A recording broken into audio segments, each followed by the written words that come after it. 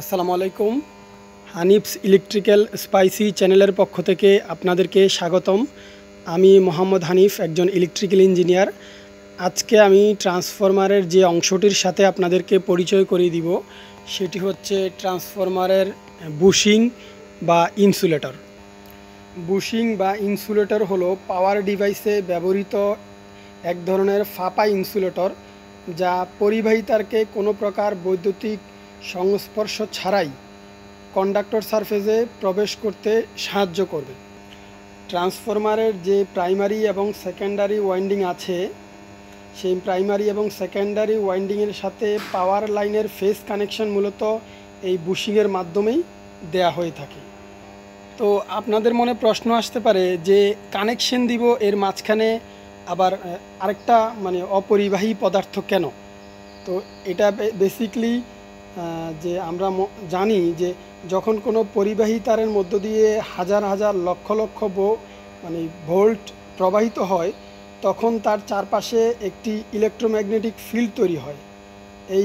তাই ফেজ লাইনগুলোকে বুশিংয়ের মাধ্যমে আপনার ট্রান্সফরমারের প্রবেশ করানো হয়, যাতে এই ট্রান্সফরমারের বডি বা তার আশেপাশের এরিয়া এই উৎপন্ন ইলেকট্রোম্যাগনেটিক ফিল্ড থেকে রক্ষা পায়।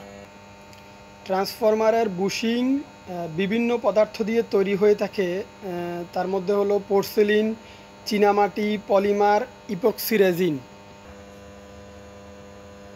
বুশিং বিভিন্ন প্রকারের হয়ে থাকে, যেমন মনে করেন porcelain bushing, paper bushing, condenser bushing, resin industrial bushing.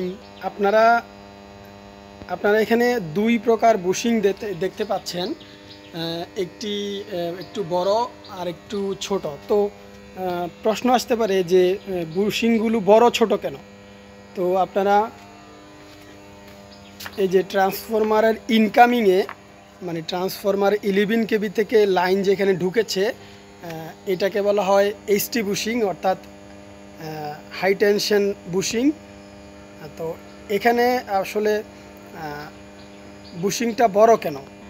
এখানে বুশিংটা বড় হওয়ার কারণ হচ্ছে এখানে ভোল্টেজ ইন হয়েছে বেশি, অর্থাৎ এখানে 11 কেবি লাইন ইন হয়েছে। আর এখানে দেখতে পাচ্ছেন বুশিংগুলো ছোট, এই বুশিংগুলোকে বলা হয় এলটি বুশিং। এটি ট্রান্সফরমারের সেকেন্ডারি সাইডে সংযুক্ত থাকে। তো এখানে লো টেনশন লাইন থাকে, অর্থাৎ এখানে ভোল্টেজ কম থাকার কারণে এখানে বুশিংগুলোর সাইজ ছোট হয়ে থাকে।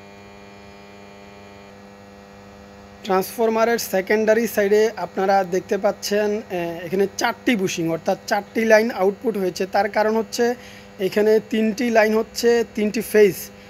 এটাকে RYB বলতে পারেন, অথবা ABC বলতে পারেন, L1 L2 L3 বলতে পারেন। এখানে আরেকটি হচ্ছে নিউট্রাল লাইন। তো যেহেতু ট্রান্সফরমারের সেকেন্ডারি সাইড লোডের সাথে সংযুক্ত থাকে, তো সেখানে অবশ্যই নিউট্রাল প্রয়োজন হবে। তাই ট্রান্সফরমারের সেকেন্ডারি সাইডে 4টি লাইন আউটপুট করা থাকে, আউট হয়ে থাকে, তার মধ্যে একটি নিউট্রাল লাইন থাকে। ট্রান্সফরমারের যে নিউট্রাল লাইনটি, সেটি সবসময় ট্রান্সফরমারের ডান দিকে ডিজাইন করা হয়ে থাকে।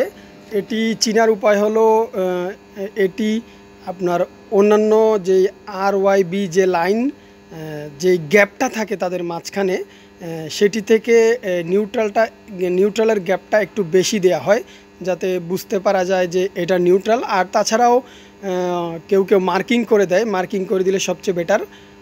তো এখানে মার্কিং করে দেয়া আছে। আর তাছাড়া আপনারা বুঝতে পারবেন যে একটু গ্যাপটা বেশি হলে সেটা হচ্ছে নিউট্রালটা।